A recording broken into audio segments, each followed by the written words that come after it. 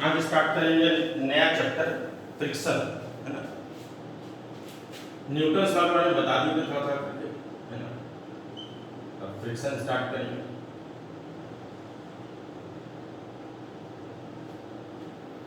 Friction में क्या होगा वो देखते हैं। अभी जितने भी 11 के स्टूडेंट हो, मोस्ट प्रॉब्ली जुलाई में स्कूल खुल जाएगा, जैसा उम्मीद है, बस कोई उम्मीद है जैसा। तो जुलाई में अगर स्कूल खुलता है तो फिर सबका रेगुलर क्लास जैसे होता है वैसे स्टार्ट हो जाएगा। और क्लास का टाइमिंग तुम्हारा अभी स्टार्टिंग फेज में रहेगा, सुबह 7 बजे से स्टार्ट होगा और 11:30 बजे तक होगा, और शाम में फिर ट्यूशन होगा 4 से 6। ट्यूशन 10 दिन बाद से स्टार्ट करते हैं हम लोग, है ना। फिर तो पूरे 2 साल तक चलते रहेगा ट्यूशन, और एकदम सारे टीचर शुरू से पढ़ाएंगे डे 1 से। जिसको भी दिक्कत होगा, मतलब नए स्टूडेंट को भी कोई परेशानी नहीं होना है।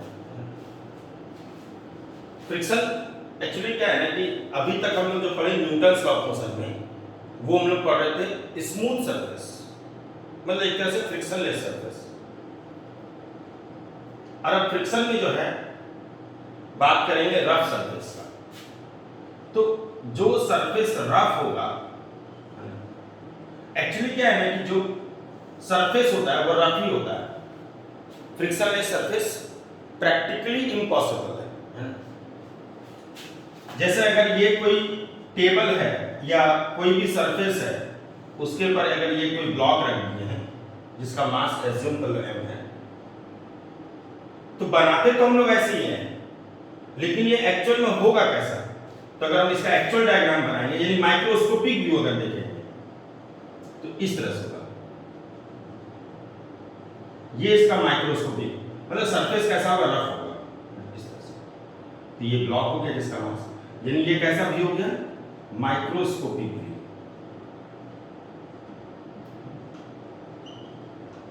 तो जब हम लोग इस ब्लॉक का डायग्राम बनाएंगे और माइक्रोस्कोप से देखेंगे तो ऐसा दिखेगा, है ना। यानी सरफेस कैसा दिखेगा, रफ दिखेगा।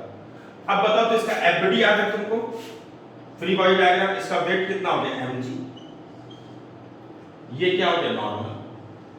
अच्छा अब बताएं कि नॉर्मल कहां से लगता है, यहां से लगता है ना। यानी इसका एक्चुअल देखो तो कैसा था,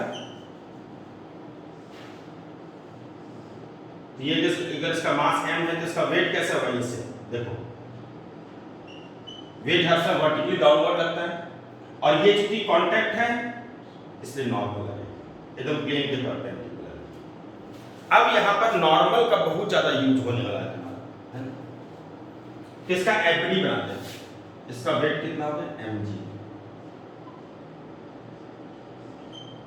ये क्या हो गया, देखो कई जगह सटा है, ऐसा नहीं कि एक जगह सटा हुआ है, कई जगह सटा रहता है। तो उतना सारा कौन नॉर्मल बनाएगा, हम लोग एक ही बना देते हैं। अब जैसे तुम इसमें फोर्स लगाएगा, जैसे तुम इसमें फोर्स लगाएगा, इधर खींचेगा, तो ध्यान से देखो ये गड्ढा में फंसा हुआ है कि नहीं, सरफेस कैसा है, रफ है।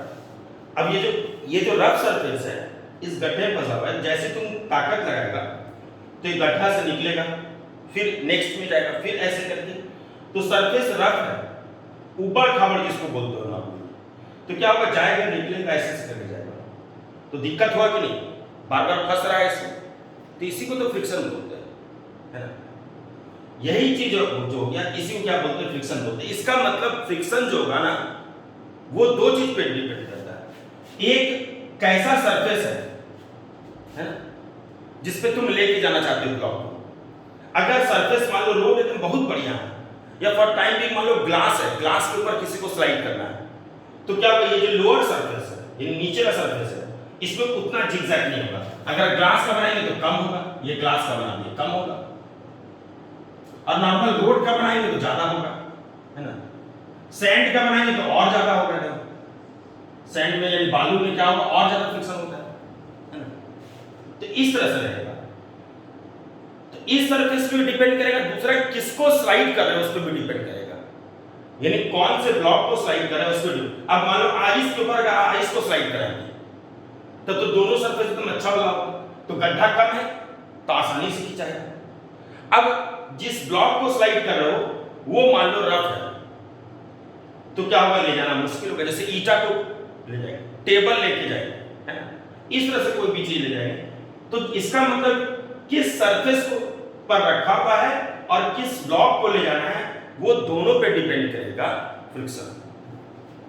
और ये भी पक्का है कि फ्रिक्शन जब भी लगेगा कहां से लगेगा, इस जगह से लगेगा जहां पे सटा हुआ है।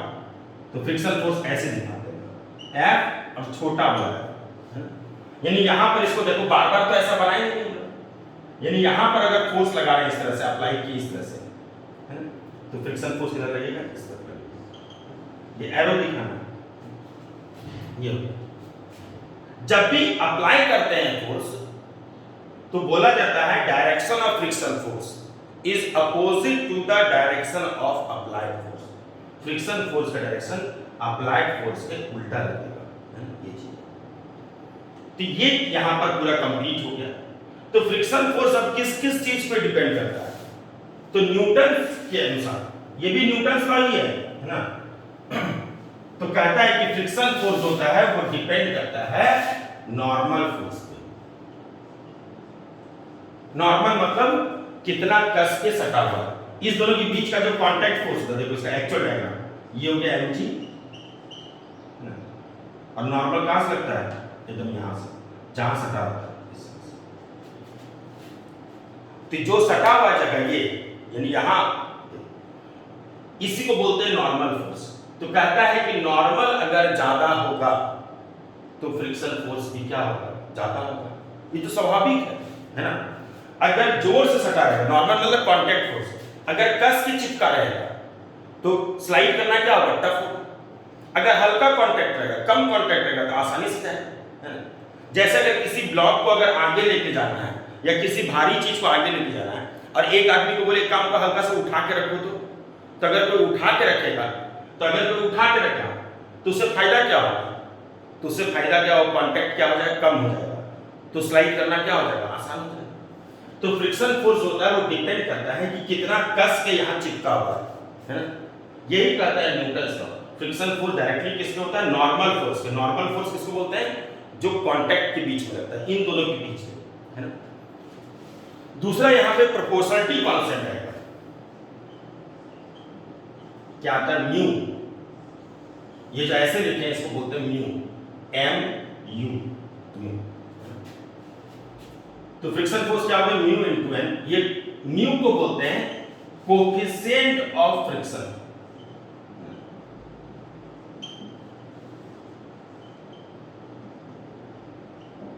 और म्यू का जो रेंज होता है वो 0 से लेकर के इंफिनिटी तक होता है। सबसे कम का क्या होगा, 0। 0 मतलब एकदम फ्रिक्शन नहीं है, फ्रिक्शन होगा ही एकदम स्मूथ सरफेस है, तो म्यू का वैल्यू क्या हो जाएगा, 0। जैसे जैसे सरफेस रफ होते जाएगा, है ना, म्यू का वैल्यू क्या होगा, बढ़ते जाएगा। और एक चीज जान लो कि म्यू डिपेंड करता है इस रोड पर या जिस ट्रैक पर उसको स्लाइड कर रहे हैं उस पर, दूसरा उस ब्लॉक पर भी जिसको स्लाइड करना चाह रहे हैं। इसका मतलब म्यू डिपेंड करेगा इस दोनों सरफेस पे, सरफेस 1 पर भी और सरफेस 2 पे भी, दोनों सरफेस पर डिपेंड करता है म्यू का वैल्यू। म्यू का वैल्यू ज्यादातर क्वेश्चन में दिया रहता है ना, और मैक्सिमम क्वेश्चन में म्यू का वैल्यू 0 और 1 के बीच होता है। लेकिन ऐसा नहीं कि 1 से अधिक नहीं हो सकता, हम ये नहीं बोल रहे, इसका रेंज देखो इंफिनिटी तक लिखे, लेकिन बहुत कम केसों में 1 से अधिक होता है। 1 से अधिक मतलब बहुत ज्यादा फ्रिक्शन होता है ना, और नॉर्मल केस में 1 से कम होता है और 0 से बड़ा होता है ना। और फ्रिक्शन अगर नहीं रहेगा तो वैल्यू कितना होगा, 0 होगा, है ना। तो फ्रिक्शन फोर्स दो चीज पे डिपेंड किया। पहला चीज हुआ नॉर्मल, नॉर्मल मतलब कितना जोर से चिपका हुआ है, जितना जोर से चिपका रहेगा उतना ज्यादा ताकत लगेगा इसको आगे लेके जाने में। दूसरा डिपेंड करेगा कि किस सरफेस और किस ब्लॉक को तुम स्लाइड करना चाह रहे हो, यानी ये कांटेक्ट इन दोनों के बीच में डिपेंड। उबड़ खाबड़ कैसा है, उबड़ खाबड़ अगर ज्यादा रहेगा तो म्यू का वैल्यू ज्यादा हो जाएगा, उबड़ खाबड़ कम रहेगा तो म्यू का वैल्यू क्या होगा, कम होगा। और अगर फ्रिक्शन लेस सरफेस रहेगा, जरा सा भी उबड़ खाबड़ नहीं है, यानी एकदम स्मूथ सरफेस है, तो म्यू का वैल्यू क्या हो जाएगा, 0 हो जाएगा। ठीक है, तो ये फ्रिक्शन फोर्स क्या हो गया, म्यू इनटू एन। म्यू का कोई डायमेंशन या कोई यूनिट बिल्कुल नहीं हो सकता है, क्यों नहीं हो सकता म्यू का यूनिट? क्योंकि म्यू क्या है देखो तो, फ्रिक्शन फोर्स इक्वल टू क्या लिखे, म्यू इनटू एन। तो म्यू इक्वल टू क्या होगा, friction force by normal force. ये भी फोर्स है और नॉर्मल फोर्स भी फोर्स है, इसलिए चूंकि ऊपर भी फोर्स हो गया और नीचे भी फोर्स हो गया, तो यूनिट हो सकता है क्या, इसका भी न्यूटन इसका भी न्यूटन, करते जाए। तो म्यू का कोई यूनिट नहीं हो सकता है, इसका वैल्यू 0, 0.2, 0.3 ऐसे कर जाएगा, और ना ही इसका डायमेंशन होगा। तो फ्रिक्शन फोर्स का फार्मूला हो गया म्यू इनटू एन, ये याद रखना है। स्टेटमेंट क्या कहता है, friction force according to Newton's law, friction force is directly proportional to normal force and contact surface, दोनों सरफेस को डिपेंड करता है। अब आता है इसके बाद important part, direction of friction.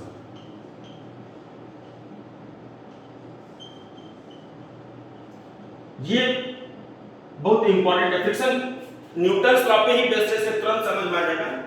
Direction of friction में सबसे पहला होता है फ्रिक्शन फोर्स, हम शॉर्ट फॉर्म में लिख रहे हैं, is opposite to the direction of applied force.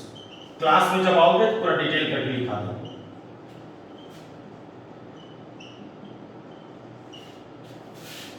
कहता है कि अगर किसी ब्लॉक पर फोर्स अगर अप्लाई किया जाता है ना, तो फ्रिक्शन फोर्स का डायरेक्शन होगा वो हर समय उसके उल्टा होगा। जैसे फॉर एग्जांपल, अगर ये कोई ब्लॉक है, एफबीडी बनाते हैं, एमजी ये नॉर्मल, अगर फोर्स इधर लगाओगे तो कहता है कि फ्रिक्शन फोर्स होगा वो उसका अपोजिट होगा। और फ्रिक्शन फोर्स देखो कहां से दिखा रहा है, यहां से, कहां से लगता है, कांटेक्ट से लगता है, इसलिए यहां से दिखा रहा है। अगर फॉर टाइम भी अगर फोर्स इस तरफ लगाएंगे,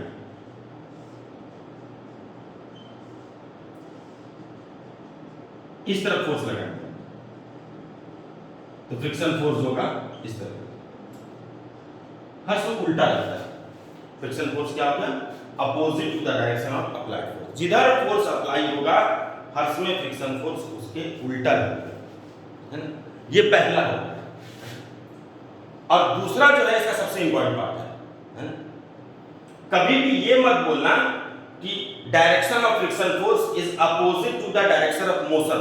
हम देखो वो नहीं लिखे हैं, फ्रिक्शन फोर्स होगा वो मोशन के अपोजिट नहीं लिख रहे हैं। मोशन मतलब जिधर चलते हैं उसका उल्टा, वो गलत है कॉन्सेप्ट है।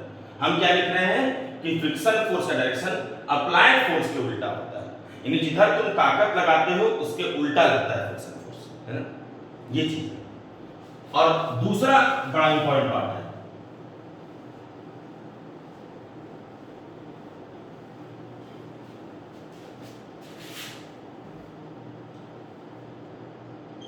कहता है कि अगर friction force, if friction force act as an applied force, अगर फ्रिक्शन फोर्स ही अप्लाइड फोर्स की तरह काम करे, then the direction of friction, जो फ्रिक्शन का उस वक्त डायरेक्शन होगा,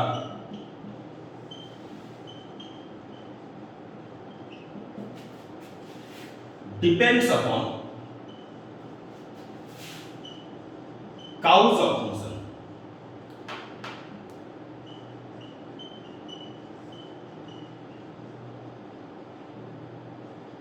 क्या ऐसा मतलब कोई भी सिस्टम जिसमें फ्रिक्शन फोर्स ही अप्लाइड फोर्स का काम कर रहा है, तब उस वक्त तुमको सोचना होगा, है ना। तो उस वक्त जो होगा कि तुमको सबसे पहले देखना है कि आखिर क्यों मोशन हो रहा है, क्यों ब्लॉक गतिशील है, किस कारण वो मोशन में हो रहा है, उसके अनुसार फ्रिक्शन फोर्स का डायरेक्शन बदलेगा, है ना। तो इसको समझाते हैं एग्जांपल से, तुमको क्लियर होगा। ये लिखा हुआ है, इसको लिख लोगे, ये बाद में तुमको समझ में आ जाएगा अभी तुरंत। क्या बोले कि ऐसा कोई भी सिस्टम जिसमें फ्रिक्शन फोर्स ही अप्लाइड फोर्स है, तो सबसे अच्छा एग्जांपल अपना ले लेते हैं। अगर कोई व्यक्ति, ध्यान देना इस जगह, हम उतना डिटेल करके बताएंगे तो तुम सुनते रहना, डिटेल करके बता रहे। ये मान लो कोई भी व्यक्ति है, कोई भी पर्सन लाइक मी, मेरे हम है, अब मान लो हम खड़े हैं ऐसे करके, देखना ध्यान से, हम ऐसे खड़े, तो मेरा वेट काम करेगा कि नहीं, कितना mg, ये क्या हो गया, ठीक, ऊपर नीचे तो नहीं कर रहे, तो अगर ऊपर नीचे नहीं कर रहे हैं इसका n और mg तो बराबर होगा। अभी स्थिर हम खड़े हैं, देख लो स्थिर खड़े, अब हम चलना स्टार्ट किए, तो मन में एक प्रश्न उठा कि आखिर हम अगर आगे बढ़ गए, अगर यहां से यहां आ गए, चल रहे हैं, तो गति मिला हमको, यानी हम मोशन में आए, है ना, और हमारा वेलोसिटी, हम धीरे धीरे वेलोसिटी बढ़ रहा है, वेलोसिटी मानो बढ़ते बढ़ते 2 मीटर पर सेकंड, मतलब यहां से यहां स्पीड बढ़ रहा है। तो न्यूटन का पहला नियम याद करते हैं, पढ़ा हुआ है इसका। न्यूटन का पहला नियम कहता है कि कोई भी ब्लॉक अगर है, कोई भी सामान, चाहे सजीव हो या निर्जीव हो, कोई भी सामान अगर इनिशियली रेस्ट में है, if a body is at rest, तो वो कोशिश करता है कि रेस्ट हो जाए। और न्यूटन का सेकेंड नियम कहता है कि अगर तुम चाहते हो कि ये ब्लॉक आगे जाए, तो तुम तो कॉमन सेंस से बता देगा, तुम चाहते हो ये ब्लॉक यहां से यहां जाए, इधर लेके जाना है, तो बताओ ताकत किधर लगाओगे तुम, तो बोलोगे इधर, सब बोलेगा इधर लगाएंगे, इधर, इसका जिधर ताकत लगाएंगे उधर जाएगा। न्यूटन का दूसरा नियम यही कहता भी है, and change takes place in the direction of applied force, परिवर्तन उधर ही होगा जिस दिशा में बल लगाया जाता है। तो अगर हम फोर्स इधर लगाएंगे तो पक्का है कि इधर जाएगा। अच्छा बताओ, तो कभी ये संभव है कि ये अगर कोई ब्लॉक है रेस्ट में, और तुमको इसको आगे लेके जाना है, इधर लेके जाना है, बोलेंगे हम ताकत पीछे लगाने और जा रहा है आगे, ऐसा तुम बताओ, तो कॉमन सेंस है, चैप्टर वाइज नहीं कर रहे हैं ना, ऐसा नहीं फिजिक्स की बात कर रहे हैं, तुमको इसको इधर लेके जाना है, तुम बोलोगे हम ताकत लगाए पीछे और चला गया आगे, तो गलत ना हो जाए। ऐसा कभी नहीं, अगर ऐसा होने लगा तो न्यूटन सा गलत हो जाएगा कि जा रहा है इधर और ताकत लगाने पीछे, है ना। कहता है जिधर जाना होता है ताकत उधर ही लगाना होता है। अब देखो, तो हम खड़े हैं, ये हमारी बात है, हम यहां पर खड़े हैं, हमको किधर जाना है, आगे। तो अगर हमको आगे जाना है तो बताओ, तो कोई व्यक्ति हमको पकड़ के खींच रहा है, देखो जैसे खींच रहा है, अगर हमको कोई व्यक्ति पकड़ के खींचता, तब तो अगर मान लो कोई व्यक्ति पकड़ के खींच रहा है, मेरा हाथ पकड़ के खींच रहा है, तो वो हो गया अप्लाइड फोर्स, तो फ्रिक्शन फोर्स किधर लगेगा, उल्टा, सोचना ही नहीं। अगर कोई पकड़ करके हमको खींच रहा है तो जिधर ताकत लगाया जाएगा उसका उल्टा होगा, जबकि ऐसा होता नहीं, हम खुद ब खुद अपने चलते हैं, हम खुद ब खुद चलते हैं, हम यहाँ पे खड़े हैं और अपने मन से आगे बढ़ गए। तो न्यूटन का पहला नियम कहता है कि अपने मन से कोई आगे बढ़ ही नहीं सकता है। अगर ये इधर बढ़ रहा है, यानी हम अगर आगे की तरफ बढ़ रहे हैं, इसका मतलब कोई ना कोई तो ताकत लगा रहा है आगे की तरफ, तभी हम आगे बढ़ रहे हैं। तो यहाँ पे कौन ताकत लगाता है, तो हम सर से लेकर के पैर तक देखते हैं, तो सर से पैर तक तुमको दिखता है कि कोई नहीं ताकत, ना यहाँ से लगा रहा, ना यहाँ से लगा रहा, ना यहाँ से लगा रहा, एक ही हिस्सा बच गया है, एक हिस्सा बच गया है मेरा पैर और जमीन, वही हिस्सा जो है वो जमीन से सटा हुआ है, ये वाला हिस्सा। तो तुम ये हो गया सर, यहाँ पे हेड हो गया, यहाँ पे लेग हो गया, एक तरह से तुम टॉप टू बॉटम में, तुम यहां से लेकर के यहां तक कोई भी व्यक्ति हमको खींच नहीं रहा, हम अपने मन से आगे बढ़ रहे हैं। तो इसका मतलब पक्का है कि यहां से यहां तक तो हमको दिख रहा है, हम अपने आंख से देख पा रहे हैं कि कोई नहीं ताकत लगा रहा है। और अगर हम आगे बढ़ रहे हैं, इसका मतलब कुछ ना कुछ यहीं पर छिपा हुआ है ना, जो हमको नहीं दिख पा रहा है। यहाँ पे कौन सा चीज छिपा हुआ है, तो स्वाभाविक है फ्रिक्शन होगा इस दोनों के बीच, और फ्रिक्शन फोर्स किधर लगेगा, इधर लगेगा। क्यों लगेगा इधर, क्योंकि अगर हम आगे बढ़ रहे हैं, ध्यान देना, अगर हम आगे बढ़ रहे हैं तो तुम बताओ, तो अगर इस ब्लॉक को आगे लेके जाना है, ज्यादा मत सोचना, अगर इस ब्लॉक को आगे लेके जाना है तो ताकत आगे लगाएंगे कि नहीं लगाएंगे। कभी ऐसा हो सकता है कि जा रहा है आगे और ताकत लगा रहा है पीछे, तो तुम नहीं, ऐसा कभी नहीं हो सकता, तुम खुद बोल दोगे अगर आगे लेके जाना है ताकत आगे ही लगाना होगा। तो बताओ, तो हमारे केस में हम अगर आगे बढ़ना चाह रहे हैं तो ये पक्का ही कोई ना कोई ताकत तो आगे लगा रहा होगा जो हमको आगे लेके जा रहा है। यहां से यहां तक दिख रहा है, कोई नहीं लगा रहा ताकत, तो जरूर यही हिडन स्पेस होगा, ये जो हिडन प्लेस है वहीं पे कोई ना कोई है। यहाँ पे कौन है? फ्रिक्शन फोर्स है। और फ्रिक्शन फोर्स किधर लगेगा?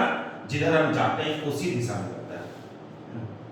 तो तुमसे पूछा जाता है, बताओ तो अगर तुम चलते हो तो कौन सा फोर्स तुमको मदद करता है चलने में? तो तुम बोलोगे फ्रिक्शन फोर्स। इसी के बदौलत, इसी के कारण हम लोग आगे बढ़ पाते हैं, है ना? और यहाँ पे एक कॉन्सेप्ट बड़ा इंपॉर्टेंट हो गया जो बहुत सारे स्टूडेंट के मन में कंफ्यूजन होता है। देखो हम जा रहे थे इधर और फ्रिक्शन फोर्स भी किधर लग रहा है? इधर लग रहा है। कौन सा फोर्स, अगर पहले बताओ तो कौन सा फोर्स रिस्पांसिबल है हमको आगे ले जाने के लिए? अगर हम तुमसे पूछे कि बता कौन हमको आगे लेके जा रहा है, तो तुम बोलोगे साफ साफ फ्रिक्शन फोर्स लेके जा रहा है। और कौन लेके जा रहा है? तो लिखो तो फ्रिक्शन फोर्स बराबर m * a। फ्रिक्शन फोर्स होता कितना है? Mu * n। लिखिए म्यू * n। अगर हम n का वैल्यू पुट करना चाहें तो n बराबर mg होगा। देखो ऊपर नीचे नहीं करना है, इसलिए n किसके बराबर हो गया? mg के बराबर हो जाएगा। m कट भी जाएगा, a बराबर क्या हो जाएगा? Mu * g। यानी मेरा जो एक्सेलरेशन होगा वो कितना होगा? Mu * g। फिलहाल तुम इतना ही समझो कि अगर कोई भी व्यक्ति, चाहे हम हो या तुम हो, हम लोग अगर आगे बढ़ते हैं तो हमको आगे ले जाने के लिए रिस्पांसिबल फ्रिक्शन फोर्स होता है, उसी के कारण हम लोग आगे बढ़ते हैं। और यहाँ पर एक कॉन्सेप्ट हम लोग सीखे कि फ्रिक्शन फोर्स मोशन के डायरेक्शन में भी हो सकता है। देख लो, जिधर जा रहे हैं उस दिशा में भी फ्रिक्शन फोर्स हो सकता है। तो तुमसे पूछेगा कि बताओ फ्रिक्शन फोर्स मोशन के डायरेक्शन में कब हो सकता है? तो तुम बोलना कि जब फ्रिक्शन फोर्स अप्लाइड फोर्स की तरह काम करता है। यहाँ पे फ्रिक्शन फोर्स ही हमको खींच के लेके जा रहा है, सिर्फ फ्रिक्शन फोर्स ही मेरे लिए वो फोर्स है जो हमको खींच के लेके जा रहा है, ये अप्लाइड फोर्स है जिसके बदौलत हम आगे जा रहे हैं। तो फ्रिक्शन फोर्स अगर अप्लाइड फोर्स की तरह काम करे तो वहां पे सोचना होगा कि आखिर किधर जा रहा है। तो यहाँ पे देखिएगा कि फ्रिक्शन फोर्स मोशन के डायरेक्शन में हो रहा है ना? इसलिए अगर तुम ये बोल देते हो स्टेटमेंट, कई सारे बच्चे बोल देते हैं कि direction of friction force is opposite to the direction of motion, तो वो गलत कॉन्सेप्ट हो जाएगा, है ना? क्या बोलना है? तुम अगर ये बोलते हो direction of friction force is opposite to the applied force, तो वो सही है। और जहां पर फ्रिक्शन फोर्स ही अप्लाइड फोर्स होगा तो वहां पे क्या लिखा है? पहले if friction force act as an applied force, अगर फ्रिक्शन फोर्स ही अप्लाइड फोर्स की तरह काम करेगा, then the direction of friction, तब उस पर जो फ्रिक्शन फोर्स का डायरेक्शन होगा depends upon cause of motion, वो डिपेंड करेगा कि मोशन होने का क्या कारण है, यानी क्यों हम आगे बढ़े उसके अनुसार फ्रिक्शन फोर्स लगेगा, है ना? ये चीज है। अब इसी में बात है अगला, अब हम लोग धीरे धीरे करके आगे बढ़ रहे हैं, है ना? अब हमको रुकने का मन है, अब हम चाहते हैं कि नहीं हम रुके। तभी देखो यहां से ये हम थे, मेरा वेट mg, ये नॉर्मल, हम रेस्ट में थे, हमको आगे बढ़ना था, यानी वेलोसिटी को बढ़ाना था। और यहां पहुंचते पहुंचते वेलोसिटी को क्या था? 2 मीटर पर सेकेंड। तो जब तक वेलोसिटी का डायरेक्शन मतलब जिधर बढ़ना है, तो यहां पे फ्रिक्शन फोर्स किधर होता है? इधर होता है। अब हमारा दिमाग ये कहता है कि नहीं अब रुक जाओ, अब रुकना है, अब हम चल रहे हैं, जैसे यहां से यहां चले, अब हमको रुकना है। तो फिर ध्यान दो, तो अगर कोई ब्लॉक है और इसका वेलोसिटी है 2 मीटर पर सेकेंड, इधर जा रहा है, अब तुमको इसको रोकना है, भाग रहा है आगे, तो बताओ ताकत किधर लगाओगे? इधर लगाओगे ताकत तब रुक जाएगा कि उल्टा लगाओगे ताकत तब रुक जाएगा? तो तुम चाहते हो उसको रोकने के लिए, तो तुमको रिटार्डिंग फोर्स लगाना होगा, यानी इधर नहीं लगाना होगा। अगर तुम चाहते हो इसको रोकने के लिए तो किधर लगाना होगा ताकत? उल्टा। अगर इधर लगाओगे तो और स्पीड बढ़ जाएगा इसका, है? तो अगर हमको किसी भी सामान को रोकना है और जा रहा है आगे, तो पकड़ के पीछे खींचते हैं ताकि रुक जाए। तो बताओ, तो हम अगर चल रहे हैं, जब तक हमारा दिमाग ये कह रहा था कि हमको रफ्तार बढ़ाना है, तब तक फ्रिक्शन फोर्स किधर लगा? आगे।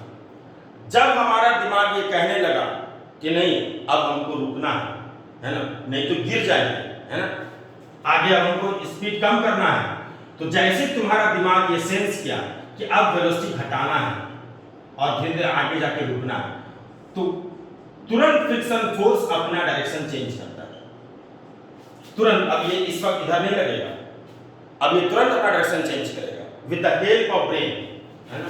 अब किधर लगेगा? पीछे,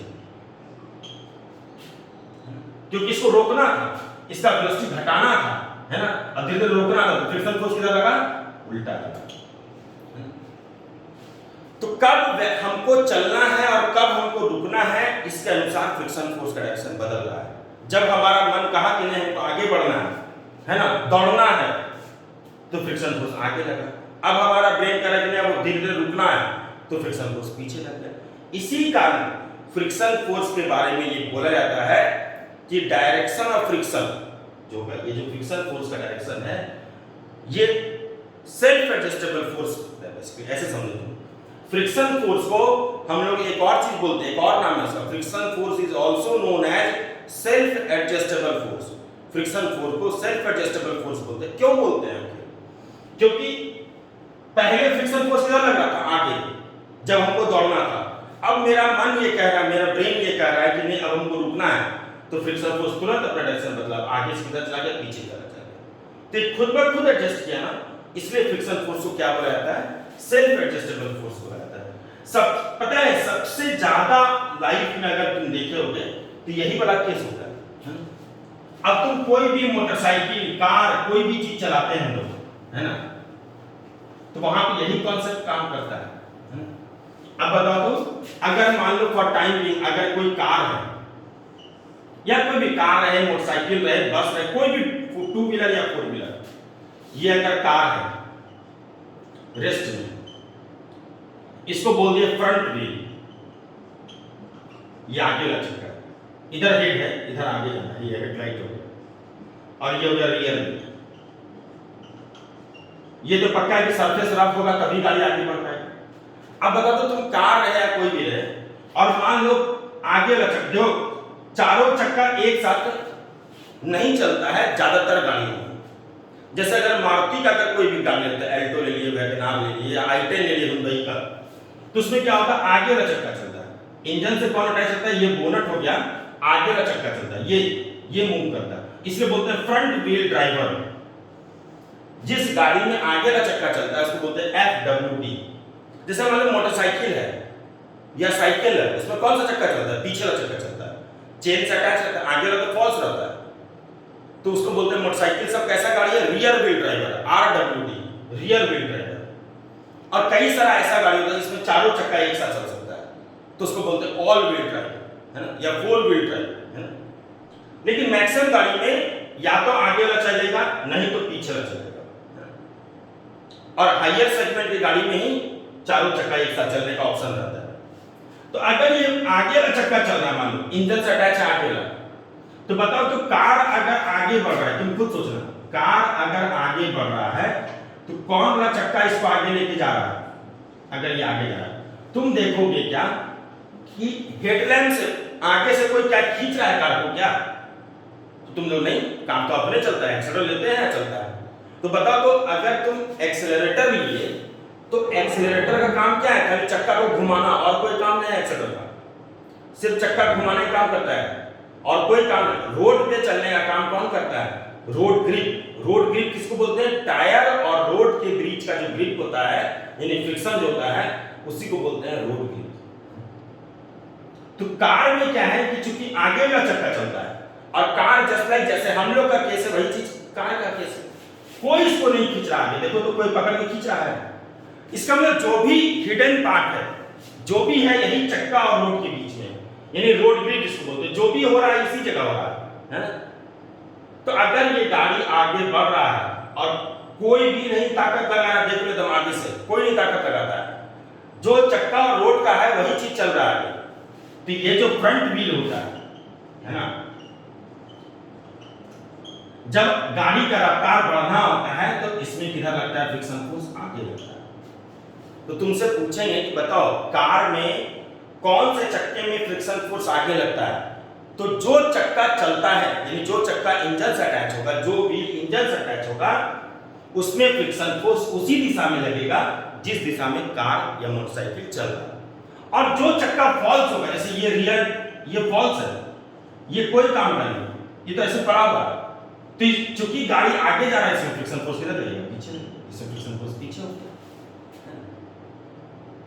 यही ऐसा कोई गाड़ी जिसमें ये वाला चलता हो, पीछे चक्का चलता होगा, तो उसमें क्या होता है? जैसे मोटरसाइकिल सब में क्या होता है, कोई भी बाइक में क्या होता है, तो उसमें तो ये चलता है, तो तब उसमें क्या होगा? फ्रिक्शन फोर्स इसमें लगेगा आगे, इसमें क्या लगेगा? आगे।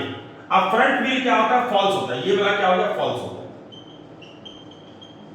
तो इसमें किधर लगेगा? पीछे लगेगा, ये चीज। और ऐसा कोई गाड़ी जिसमें चारों चक्का एक साथ चलता होगा, तब इसमें भी आगे, इसमें भी आगे, है ना? तो ये चीज है। तो फ्रिक्शन फोर्स का डायरेक्शन क्लियर हुआ सबको? फ्रिक्शन फोर्स डिपेंड करेगा कि कैसा है केस, उसके हिसाब से।